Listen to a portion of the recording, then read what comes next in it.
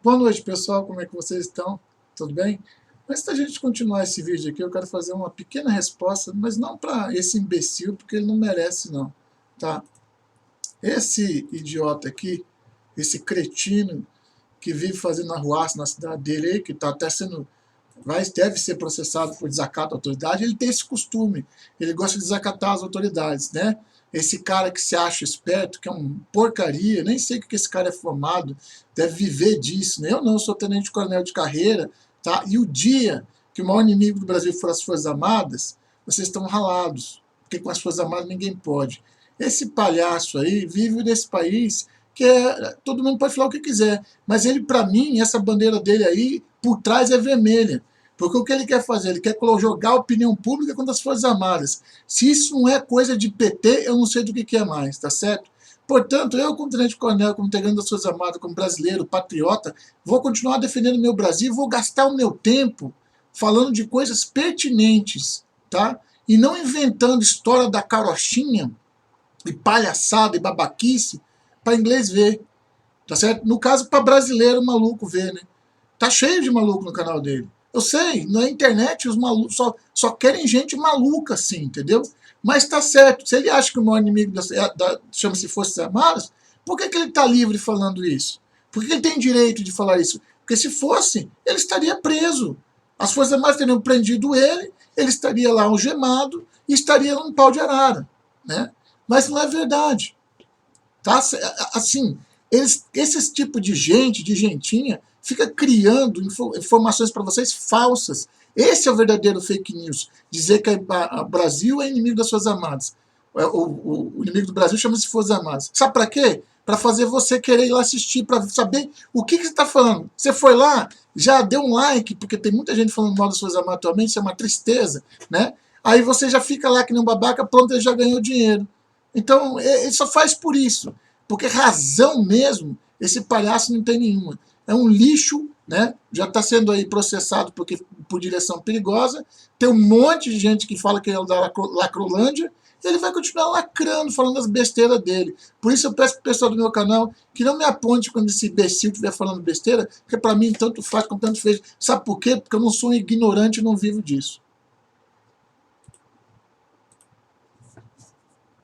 Saindo da esfera da Lacrolândia do seu otário, né? Porque só pode chamar seu otário um cara desse, né? Vamos lá falar de coisa que interessa.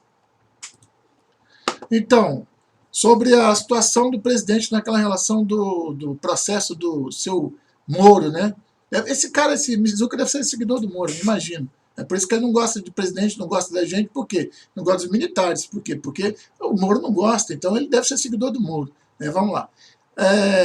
Congelarei tudo e levarei a plenário, disse Marco Aurélio, sobre o recurso para depoimento de Bolsonaro. Com licença médica, Celso de Mello, que determinou que os esclarecimentos fossem presenciais, caso sob interferência do presidente da Polícia Federal.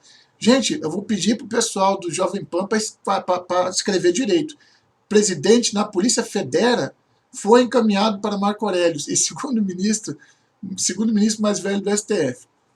O ministro do Supremo Tribunal, Marco Aurélio de Mello, adiará o depoimento do presidente Jair Bolsonaro sem partido à Polícia Federal sobre processo que investiga a suposta interferência de Bolsonaro na corporação. O caso foi encaminhado para o gabinete de Marco Aurélio nesta quinta-feira, 17. Devido ao afastamento do ministro Celso de Mello, o relator original, por licença médica até 26 de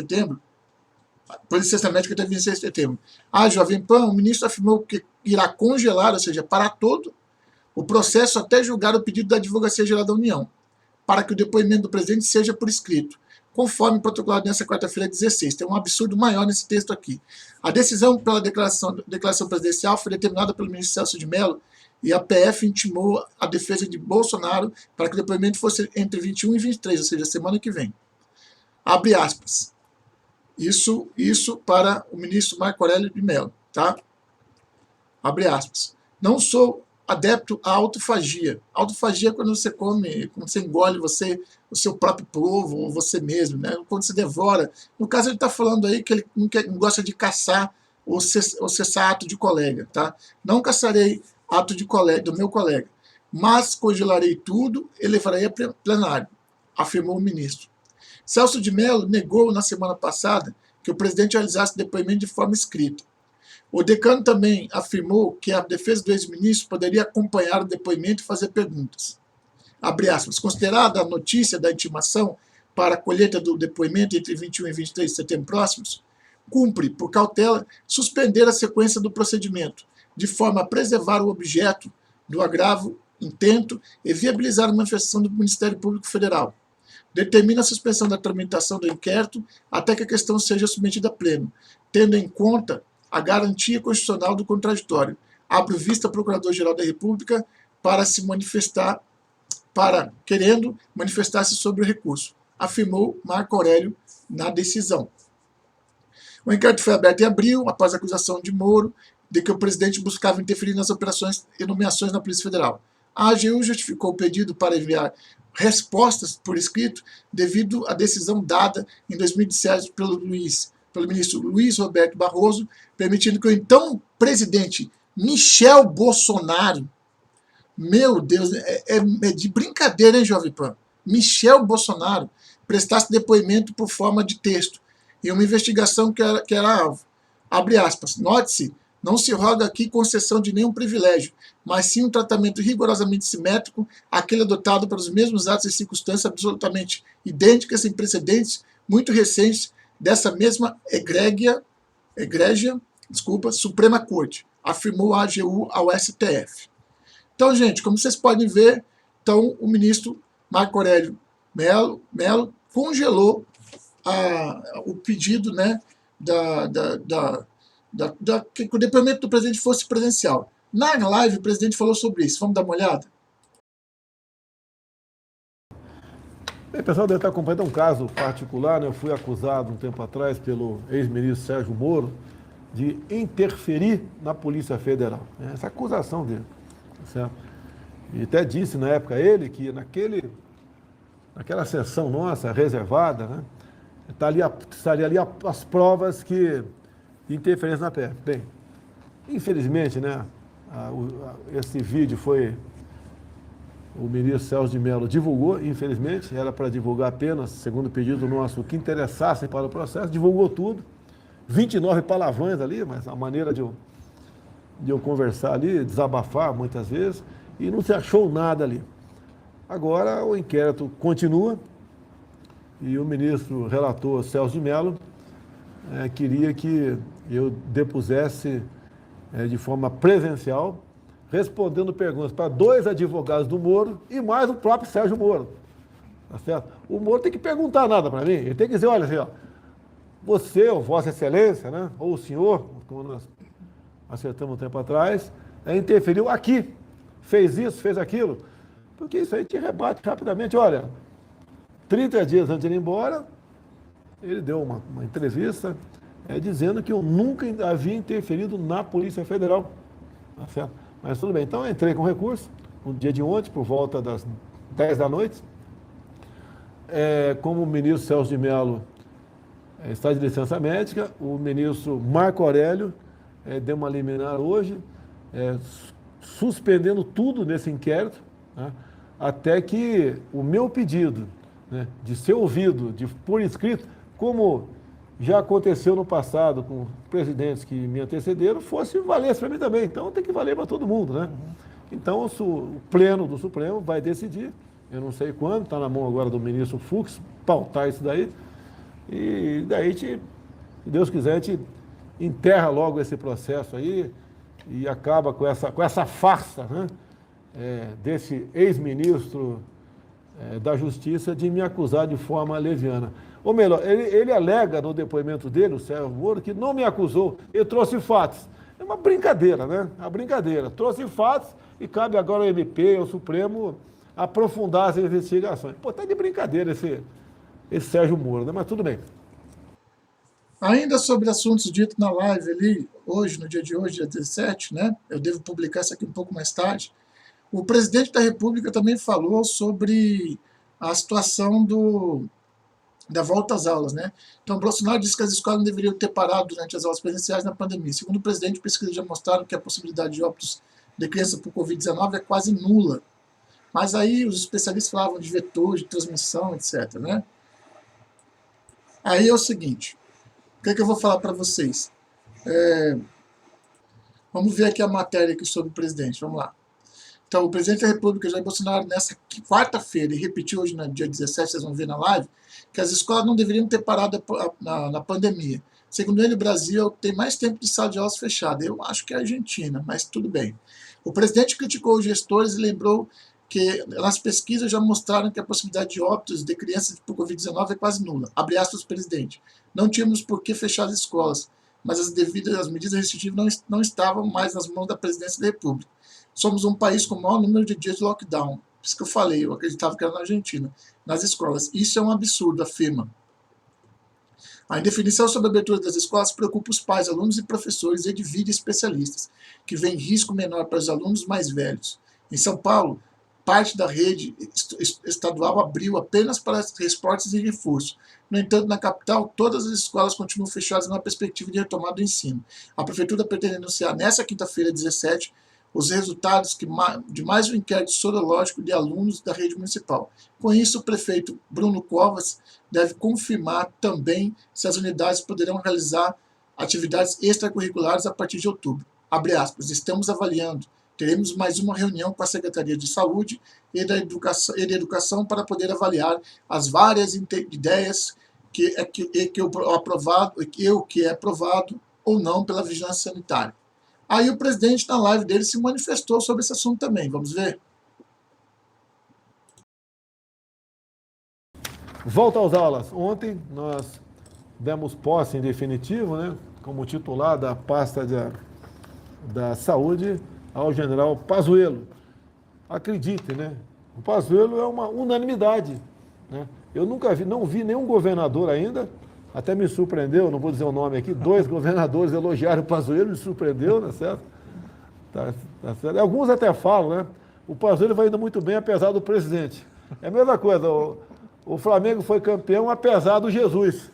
Por quem foi o técnico? O técnico tem seu mérito também, né? Se ele escalar o jogador, o centroavante no gol, vai perder, né? Vai perder o jogo com toda certeza. Mas tudo bem. E ontem eu falei, inclusive, eu acho que vale a pena, quem não ouviu, é um pouquinho longo, deu 12 minutos que eu falei, está no meu Facebook, nas minhas mídias sociais, vale a pena tu ouvir o que aconteceu, que nós falamos ali. E eu, além de dizer lá atrás, né, tudo que eu achava que devia ser feito, tudo aquilo que eu tive oportunidade e não me omiti, tomei uma decisão, falei da cloroquina, falei da vitamina D, né? Falei que essa história fica em casa, né? A economia a gente vê depois, não é assim, está vindo a conta para todo mundo pagar aí. A questão de deixar também a garotada em casa. Nós somos o país que tem o maior número de dias da molecada sem aula, só está faltando nós. Então hoje mandei uma mensagem até para o ministro Milton da Educação, tá certo? Que para ele se preparar, né, e começar a orientar, já que a adesão não é nossa, essa orientação dos governadores do prefeito, para que se volte às aulas do Brasil, porque é inadmissível, né? Perdemos um ano letivo. Por outro lado, fica havendo sindicatos dos professores, o pessoal deve saber como é que é composto, né? A ideologia dos sindicatos professores pelo Brasil quase todo, né? É um pessoal de esquerda radical, né? Que para eles está muito bom ficar em casa, por 2 motivos. Primeiro que, para eles, dos sindicatos, eles não trabalham, ficam em casa. E outro, né, colabora para que a garotada não aprenda mais coisas, né? Não volte a aprender, a se instruir. Então, tudo bem.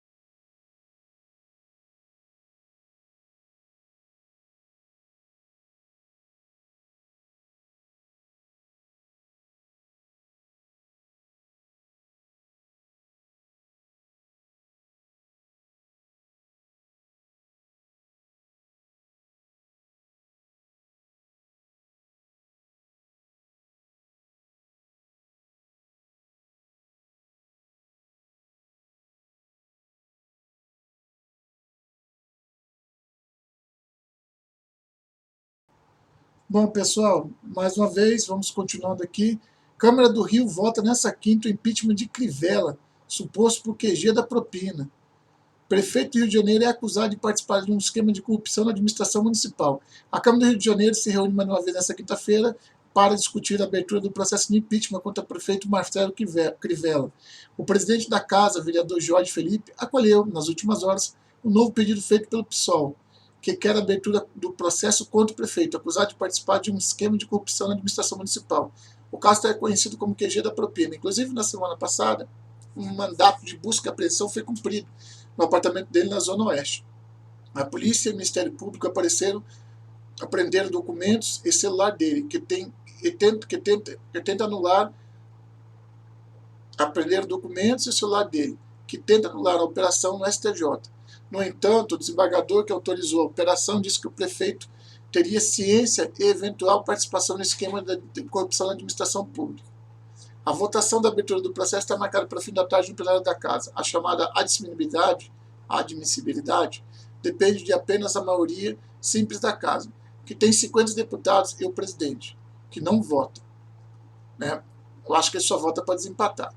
Há 2 semanas, quando surgiu o caso dos Guardiões do Crivella, o plenário da Câmara Municipal rejeitou outro pedido de abertura de processo de impeachment contra o prefeito, mas uma CPI, com a maioria de vereadores, foi aberta para investigar essa denúncia. Na Câmara há também uma articulação para a abertura de uma CPI do QG da propina. A maioria, mais uma vez, seria a base governista. Esse é o 5º pedido de impeachment contra Crivella desde o início do seu mandato. Apenas um foi aceito, mas o afastamento dele acabou sendo rejeitado. Então, será que o prefeito Marcelo Crivella vai mesmo ser impeachmentado? A gente vai ter que aguardar amanhã para ver como vai ficar isso aí. Aliás, o Rio de Janeiro, coitado, está sofrendo maus bocados por causa de políticos. E aí a gente fica sabendo que algumas peças do passado do PT estão, como a Erundina e outras aí estão tentando voltar, o Benedito da Silva, estão tentando voltar para a atividade nas capitais, São Paulo e Rio de Janeiro, e essas peças raras, que já têm um histórico já de outros tempos, em convivência muito ruim com outras pessoas, querem ser a novidade, a mudança no Rio de Janeiro. O Rio de Janeiro precisa ser olhado por Deus, ele já tem o Cristo Redentor olhando para frente, ali para aquela parte de Copacabana, Leme, Pontal e toda aquela região ali. Agora eu acho que o Cristo está precisando ficar girando, ele tem que ficar girando para ver se ele consegue controlar todo o Rio de Janeiro, porque hoje o Rio de Janeiro está controlado por pessoas que estão sofrendo processos de impeachment, ou que já foram presas, ou que vão ser presas ainda, e aí está o problema do Rio de Janeiro. Está mais difícil comandar o Rio de Janeiro do que comandar de dentro da cadeia, porque parece que dentro da cadeia dá para comandar melhor. A coisa está preta para o Rio de Janeiro, vamos ver o que vai dar. Esse é um caso clássico do presidente Bolsonaro aqui. O presidente Bolsonaro faz acenos a evangélicos, mas continua em paz sobre a isenção das igrejas. Depois de vetar o perdão das dívidas das igrejas, o presidente Jair Bolsonaro fez um aceno à bancada evangélica no Congresso Nacional.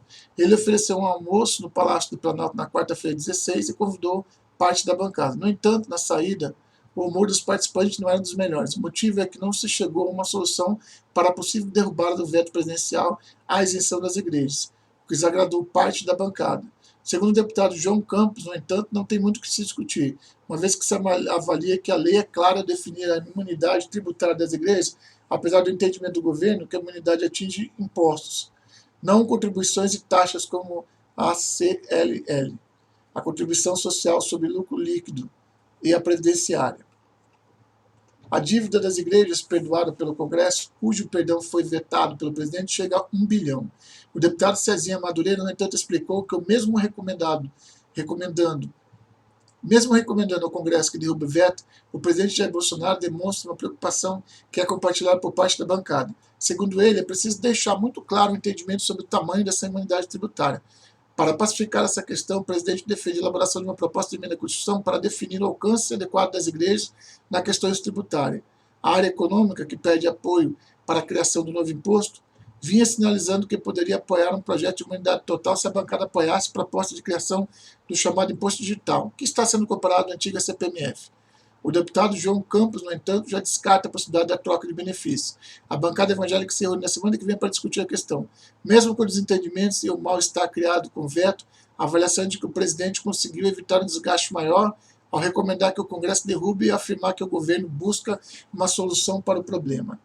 A questão aqui que ficou muito difícil para o presidente da República é que se ele vetasse, como ele vetou, ele ficava mal com a bancada evangélica e com os evangélicos de maneira geral que querem essa e acham justo esse perdão. Por outro lado, se ele não vetasse, ele ia ficar muito mal com os eleitores dele, porque acharia-se que você está dando dois pesos e duas medidas. Por isso que ele não fez nenhuma coisa nem outra direito. Né? Uma coisa ele fez, mas recomendou que o Congresso Nacional se juntasse, as bancadas se juntassem e derrubasse o veto dele. Porque fica muito pesado, fica só nas costas dele toda essa responsabilidade. É uma decisão difícil, ele é um bom player na parte da política, principalmente no que concerne projetos de lei. E por que a maioria não derrubou o veto do presidente? Por que não apareceram os que adoram derrubar o veto do presidente agora? Porque sabem que vão ter que pagar o custo político disso. Existe um custo político para qualquer ação, para qualquer reação do presidente, em qualquer nível. Por isso, qualquer opinião que eu desse aqui, se eu sou contra ou a favor, pouco importaria. Porque é uma questão tão difícil que muitas pessoas vão ficar a favor e outras vão ficar completamente contra. E aí eu me coloco na posição do presidente em dizer assim, é justo, eu sou contra Deus, ou coisa parecida. Não, não é isso. Eu acho injusto totalmente? Também não acho. Eu acho que talvez o projeto, como ele veio, ficou indigesto aprovar ele completamente. Então, pessoal, o ministro Mourão, o vice-presidente Mourão, quer levar os embaixadores europeus à Amazônia. Na visão do vice-presidente, parte da opinião pública mundial tem uma leitura equivocada em relação à preservação do Brasil. O vice-presidente da República, general Hamilton Mourão, disse que planeja levar no final de outubro embaixadores europeus de outros países à Amazônia. A iniciativa é uma reação a uma carta em que 8 países, incluindo a Alemanha, França e Reino Unido, afirmaram que o desmatamento em alta dificulta os negócios com o Brasil. Na quarta-feira, 16, o vice-presidente Mourão, que, como preside o Conselho da Amazônia, se reuniu com autoridades e com o ministro Ricardo Salles e Tereza Cristina para discutir uma reação à manifestação dos europeus. Um evento do Núcleo Estudo Luso Brasileiro, o vice-presidente voltou a dizer que parte da opinião pública mundial tem uma leitura equivocada em relação à preservação ambiental. Abre aspas para o vice-presidente. Infelizmente, parte do mundo tem, por vezes, uma visão distorcida sobre o desmatamento ilegal e queimadas na Amazônia. Não negamos ou escondemos informação sobre a gravidade da situação, mas também não aceitamos narrativas simplistas e distorcidas, disse ele. Na terça-feira, a Coalizão Brasil, Clima, Florestas e Agricultura, que reúne representantes de agronegócio de ONGs ligadas ao meio ambiente, apresentaram ao governo 6 propostas para reduzir o desmatamento. André Guimarães, representante da coalizão, disse que o mundo está de olho na forma como o governo lida com a questão da Amazônia. Ou seja, eles queriam que as ONGs ficassem fazendo tudo o que elas quisessem, roubando ouro, ganhando dinheiro, comprando terras como se fossem donos das terras, como se tivessem donos das terras que são terras de selva, terras de mata, virgem, que são do governo federal, e comprando como se aquilo fosse terra e desmatando, eles mesmos mandando desmatar ou vendendo para alguém desmatar, incrível, e depois colocando essa culpa no governo. Tá? Aí eu tenho um vídeo aqui que eu vou colocar depois aqui, que eu não sei se é verdade, mas eu vou colocar o vídeo assim mesmo, tá? Aí depois vocês me dizem o que vocês acham. O vice-presidente disse que desconhecia os dados sobre as queimadas, os massamentos divulgados pelo INPE são públicos e acessíveis. Ele negou qualquer intenção de esconder ou modificar a forma de divulgação. O vice-presidente também pediu ao presidente do Instituto que, além dos dados quantitativos, seja feito um relatório qualitativo sobre as queimadas. Na visão dele, essa análise, no entanto, não deve ser aberta, pois trata de uma formação de inteligência. O general não descarta utilizar o levantamento para mostrar a situação da Amazônia à comunidade internacional e à imprensa. Portanto, olhem esse vídeo aqui para ver o que vocês acham disso. Então vamos olhar, pessoal. Não sei se esse filme é verdade, mas chegou para mim. Tá? Não estou acusando nem falando ninguém, mas olha só o que está escrito na camisa deles. Parecem ser brigadistas, sei lá. Está com foice. Estão com material de brigadista, mas estão carregando fogo com eles. Olha lá. Ó. Aí, ó. e pinga o fogo. Agora está escrito nas costas deles: ICMBio, brigada. O que é isso? O que vocês acham que é Aí, isso? maioria dos brigadistas, em vez de apagar o fogo, tá atacando fogo, é brincadeira. Aí quem que taca fogo no Pantanal, maioria?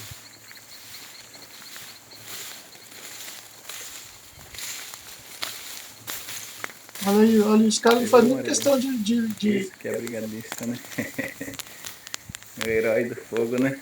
Olha, tão simples e fácil, né? Aí a gente fica pensando, o que esses caras fazem da vida? Sendo que o Pantanal tá tendo a maior queimada dos últimos tempos. E tá escrito ali, brigadista do ICMBio, o cara tá tocando fogo. O que significa isso para vocês? Para mim significa sabotagem. E o cara filmando e brincando ainda. Dizendo que o brigadista é esse que taca fogo no Pantanal. Você não tá vendo fogo em lugar nenhum, só onde eles colocaram. Esse vídeo, aí vão dizer, esse vídeo é fake news, é mentira. É mentira, vocês não estão vendo o cara com a camisa do ICMBio? Vocês não estão assistindo os caras queimando o Pantanal? E agora tá aí as maiores queimadas dos últimos anos. Até eu estava conversando com um amigo hoje, ele falou assim, Bira, parece que tacou fogo em todo o Pantanal, mas desse jeito aí estão apagando incêndio e ICMBio? Assim? É para indignar qualquer um. E aí, pessoal, mais uma outra coisa aqui. Constantino disse que Sérgio Moro, na vida política, é um tiro no pé e ele vai perder. Tá? Olha só, galera, o que acontece? Vamos lá. Ex-ministro retirou a carteira do AB e foi tema de discussão no programa 3 em 1. Nessa quinta-feira, o ex-ministro da Justiça, Sérgio Moro, conseguiu retirar a carteira da OAB no Paraná e poderá exercer a profissão de advogado depois do tempo de quarentena determinado pela Comissão de Ética da Presidência, que se acaba em outubro. Moro precisou enfrentar a resistência de um grupo que queria barrar sua inscrição por acreditar que ele desrespeitou prerrogativas dos advogados quando era magistrado. O assunto foi tema de discussão entre os comentaristas do 3 em 1. Para Rodrigo Constantino, não há motivos para concessão de carteirinha, mas que os próximos passos de Moro precisam ser analisados com cuidado. Abre aspas para Rodrigo Constantino. Seria um absurdo não conceder a carteirinha da OAB a Sérgio Moro. Não tem motivo para não conceder a ele esse direito. Se ele respeitar a quarentena, pode advogar, se for o caso. Ter levado Lula e o maior empreiteiro do país à prisão é um ato heróico e patriótico que merece todos os meus reconhecimentos, afirmou.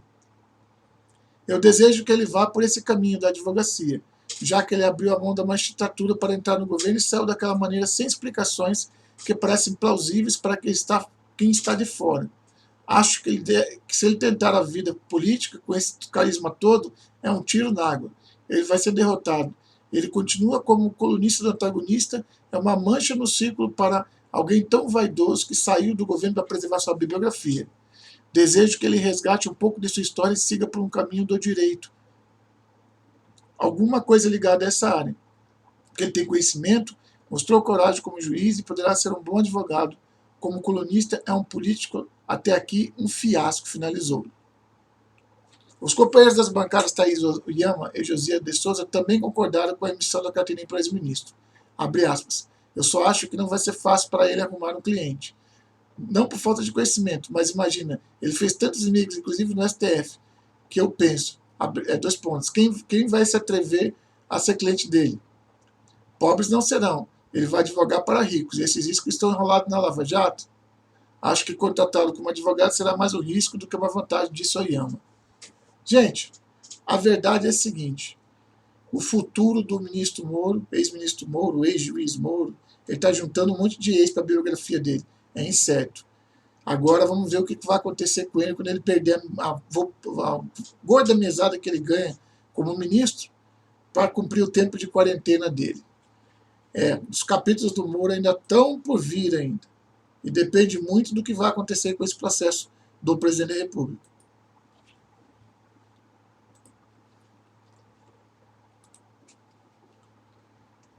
Agora, mais essa aqui, hein? Augusto Aras testa positivo para Covid-19 após participar da posse de Fux. A todos, 6 autorizados já testaram positivo após o evento. Ué, STF, o que está acontecendo? Na tarde dessa quinta-feira, 17, o perfil oficial do Ministério Público Federal anunciou no seu Twitter que o Procurador-Geral da República, Augusto Aras, testou positivo para a Covid-19. De acordo com um breve comunicado, Aras passa bem e está em isolamento, despachando remotamente. Como procurador, ao menos 6 autoridades estiveram presentes na posse do Luiz Fux, como presidente do Supremo Tribunal Federal, incluindo o ministro, foram diagnosticados com coronavírus. O Procurador-Geral da República testou positivo para a Covid. O resultado do exame será na quinta-feira, 17. Augusto Aras passa bem e está em isolamento, despachando remotamente. Na quarta-feira, 16, o presidente da Câmara, Rodrigo Maia, anunciou estar com a doença. Na última segunda-feira, Fux divulgou que também havia testado positivo para o vírus. Os ministros Luiz Felipe Salomão e Antônio Saldanha Palheiro, do Superior Tribunal de Justiça, além da ministra Maria Cristina Pedruzzi, do Tribunal Superior do Trabalho, também foram diagnosticados com Covid-19, depois do evento da posse ocorrido a semana passada. A ST avalia o novo protocolo contra o coronavírus. Depois de tantas contaminações, a Corte informou por meio de nota que estuda novos procedimentos para aumentar a segurança de servidores e visitantes. Na posse de Fux, que estiveram presentes cerca de 50 convidados, além dos servidores terceirizados que trabalham na realização da cerimônia. Na nota, a presidência da Corte presta solidariedade e votos de ampla recuperação aos que eventualmente contraíram Covid-19. O texto destaca que o tribunal adotou todos os protocolos recomendados pelo Ministério da Saúde e pela Organização Mundial da Saúde, OMS. Abre aspas, vale lembrar que somente 20% dos casos dos assentos do plenário da Corte foram ocupados. Houve obrigatoriamente o uso de máscaras. Todos os presentes foram submetidos à medição de temperatura corporal, dezenas de totens com álcool gel foram colocados em posto estratégico no tribunal, além de outras providências como plantão médico e UTI móvel foram tomadas. Diz o comunicado, o STF acrescenta que está fazendo contato com todos os convidados que estavam na cerimônia de posse para alertar sobre a importância de buscar um serviço médico, seja pela exposição durante a solenidade ou em outros elementos fora do tribunal. Mas será que foi naquela solenidade ali, onde estava todo mundo sentado que eles pegaram? Será que foi ali que o Augusto Aras pegou também? Ou será que houve um coquetel regado a vinhos com 4 não sei o que lá, mais lagosta, mais não sei o que caviar? A pergunta fica no ar. Outra pergunta que fica no ar é, será que eles vão tomar hidroxicloroquina, ivermectina? Será que eles vão seguir o protocolo indicado pelo ministro Pazuello e pelos médicos pela vida? Bem que a gente poderia ter direito de saber em diário oficial da União ou em outro veículo oficial qual seria o tratamento dessas autoridades. A gente ia se assustar se a gente soubesse. Essa aqui é para acabar, viu? Essa aqui é para acabar. TRF2 pune Marcelo Bretas por participação em eventos ao lado de Crivella e Bolsonaro. Juiz foi a inauguração de uma alça de ligação na Ponte Rio-Niterói com a linha vermelha, junto do prefeito e da presidente da República. Em seguida, marcou presença em um evento gospel, porque ele é religioso, com as autoridades. Por 12 votos a 1, o órgão especial Tribunal Federal da 2ª Região definiu a punição do juiz Marcelo Bretas por ter participado em eventos. Vocês viram como estão punindo agora o juiz? Vocês viram como estão punindo o juiz? Ter participado de eventos ao lado do presidente Jair Bolsonaro e do prefeito do Rio de Janeiro, Marcelo Crivella. Ele ficará proibido de ser promovido por 1 ano. O colegiado considerou que o juiz atuou com superexposição e promoveu autopromoção. Bretas, contudo, foi absolvido da acusação de atuar com intuito político partidário. Relator do processo, o desembargador federal Ivan Atier, considerou que a participação de Marcelo Bretas na inauguração da obra em fevereiro e posteriormente em cujo um culto religioso, junto com Bolsonaro, pode colocar em xeque a imparcialidade do juiz. Não é desabonador estar acompanhando o presidente da República, mas gera superexposição que demonstra prestígio, ponto 1. Não é conveniente ao magistrado. A desembargadora Simone Schreider foi mais dura. Pelo fato do juiz ser da Lava Jato, ele precisa se resguardar ainda mais. Ele não pode permitir que políticos capitalizem para si o sucesso da Operação Lava Jato. Ele disse, ele, Bretas, não pode ser ingênuo nesse ponto. O processo foi aberto em fevereiro deste ano, a partir da reclamação da Ordem dos Advogados do Brasil, que questionou a ida de Bretas a inauguração de uma alça de ligação da Ponte Rio-Niterói com a linha vermelha e a participação de ato gospel da Praia de Botafogo. O juiz havia sido convidado pelo cerimonial da Presidência da República e alegou se tratar de eventos de caráter institucional e religioso. Ainda que em fevereiro, Bretas negou que tivesse violado leis de magistratura. Segundo ele, os eventos realizados ao lado de Bolsonaro e Crivella se tratavam de solenidade de caráter técnico-industrial, obra e religioso, culto. Gente, vamos conversar rapidinho aqui. Oh, meu pai, vamos lá. Presta atenção. Se os ministros do Supremo Tribunal Federal podem fazer lives com pessoas da esquerda, né, com grupos como o MST, tá certo? Por que isso falando sobre ideologia? Só vê como é dois pesos e duas medidas as questões da justiça, né? Quer dizer que o ministro do Supremo Tribunal Federal pode dar um mau exemplo danado e não acontece nada com ele e ele não cria nenhum tipo de jurisprudência, ou seja, já que o ministro pode se reunir com gente que está falando mal do presidente, que deseja a morte do presidente, falando de todo tipo de atrocidade contra o presidente da República, mas quando alguém vai prestigiar uma obra que é uma obra do Brasil e não do presidente da República, e vai para um culto que é religioso, e a liberdade religiosa ela é livre, virou ativista do presidente Bolsonaro. Em nenhum momento o Breto chegou, levantou a mão, fez o V da vitória do lado do presidente Bolsonaro. Ele simplesmente participou de 2 eventos institucionais. Por isso, para mim, foi extremamente injusto e foi extremamente parcial esse julgamento. Aos poucos, aos trancos e barrancos, a cidade de São Paulo vai retomar atividades extracurriculares no ensino superior em 7 de outubro. Cerca de 16,5% dos alunos da rede municipal, estadual e privada já tiveram contato com a Covid, sendo que 66% foram assintomáticos. Olha aí, aos dados. Essa matéria de hoje, 13/7. O prefeito da cidade de São Paulo, Bruno Covas, que está se descolando do governador, anunciou nessa quinta-feira, 17, que a volta das atividades extracurriculares no município vai acontecer no dia 7 de outubro. As aulas de ensino superior também poderão ser retomadas na data. De acordo com os números divulgados no terceiro inquérito sorológico, o retorno das aulas regulares neste momento ainda seria perigoso. Abre aspas, isso foi de hoje, aquela que a gente falou que ele ia fazer sorologia hoje. Vamos continuar realizando os inquéritos para poder avaliar se é o caso manter a mesma linha ou outra posição a partir de 3 de novembro.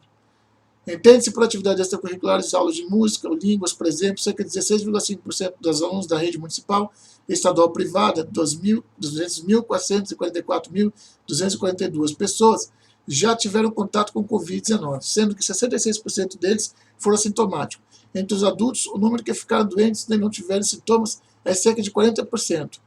Ainda segundo os números, da rede municipal se manteve estável com 18,4% dos alunos infectados. A rede estadual analisada pela primeira vez mostrou 17,2% dos testes positivos. Já a rede privada foi bem menor, apenas 9,7% foram infectados. Entre os alunos de 4 a 5 anos, a média da prevalência foi 17,4%. Do total, a classe D e E representa 17,6% dos contaminados. A classe A e B representando 8,7% dos contaminados. Dos alunos das 3 esferas, 26,7% mora com indivíduos maiores de 60, grupo de risco para doenças causadas pelo coronavírus. Do jovem testado, 98,8% tiveram adesão elevada ao distanciamento social e 90% disseram usar máscara na maioria das vezes. A rede privada foi quem registrou a menor prevalência do Covid e a que teve o maior número de assintomáticos, 70,3%. Um exemplo, a cada 100 crianças testadas, 10 tiveram resultado positivo e 7 não tiveram sintomas. Esse também é o grupo que mais vive com indivíduos entre maiores de 60 anos, 31%. Ensino superior volta dia 7. Bruno Covas anunciou que as aulas regulamentares, no entanto, vão precisar... no dia 7 de outubro, as aulas do ensino superior já podem ser retomadas. As aulas regulares, no entanto, vão precisar esperar a análise dos próximos inquéritos sorológicos. Covas também anunciou a abertura de 14 mil vagas de atendimento socioemocional para crianças de 6 a 14 anos que residem na área de alta vulnerabilidade. A porta de entrada do centro para as crianças e adolescentes que vão ser reabertos serão a UBS e a PSF. De acordo com Covas, a Prefeitura já recebeu nos últimos meses 5 mil denúncias de crianças vítimas de violência doméstica. O secretário municipal de Educação, Bruno Caetano, anunciou que todos os alunos do ensino regulamentar serão submetidos a uma avaliação para verificar o déficit de aprendizagem de cada aluno. Abre aspas. O ano letivo, para Bruno Caetano, tá? O ano letivo de 2021 será mesclado para que possa existir mais tempo de recuperação. Tudo que for estudado em 2020 será revisto na sala em 2021. E trabalharemos com ensino integral. De acordo com ele, todos os alunos também vão receber tablets para estudar no contraturno. Isso aí é uma novidade para mim, vocês vão conseguir fazer isso. Mas a gente observa, que eu vou encerrar por aqui com essa matéria, a gente observa que essa questão das salas de aula vazia, elas impactam em tudo. É só ver quando as crianças entram de férias, parece que o ano acabou, né? E quando elas voltam, aí o ano retoma com tudo. Férias escolares para muitos pais é complicado, porque ficam com os alunos em casa e eles precisam trabalhar. Muitos não casam as férias dele com as férias escolares, que são maiores, inclusive. Então, férias definitivas, então, deve estar sendo um desespero para muitos trabalhadores no Brasil que não têm com quem deixar os filhos e acabam tendo problemas dentro de casa, com violência contra adolescentes menores, né, com menores e crianças, né, adolescentes e crianças, né, dentro de casa, às vezes até por parentes, ou às vezes até por vizinhos. Portanto, é mistério que volte logo essas aulas, gente.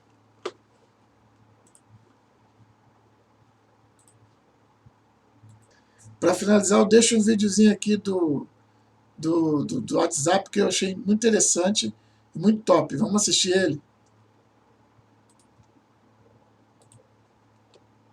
Trump é o cara. Eles não conhecem o nosso mito. Ele fez sua campanha e ganhou a presidência da República usando um aparelho de celular. Enquanto Trump tem maioria no Senado e um STF dividido, ele é minoria na Câmara, no Senado e no STF. Não existe grande mídia conservadora no Brasil. Ele enfrenta 32 partidos de oposição e 11 ministros de oposição no STF. Foi traído por diversos políticos que usaram seu nome para se eleger, e a pior de todas as traições, o marreco da biografia. Em 18 meses, ele já enfrentou rebelião nas prisões do Nordeste, desastre de Brumadinho, óleo no nosso litoral, ONGs tocando fogo na Amazônia. E no Covid, o STF tirou seus poderes, passou tudo para prefeitos e governadores. Contra tudo e contra todos, nós temos o maior número de curados do mundo. Recorde, 500 dias sem corrupção. Recorde nas exportações. Recorde nas vendas no varejo. Rodovias consertadas depois de 40 anos. Água finalmente no Nordeste. Tudo isso com apenas um apoiador. Você, povo brasileiro.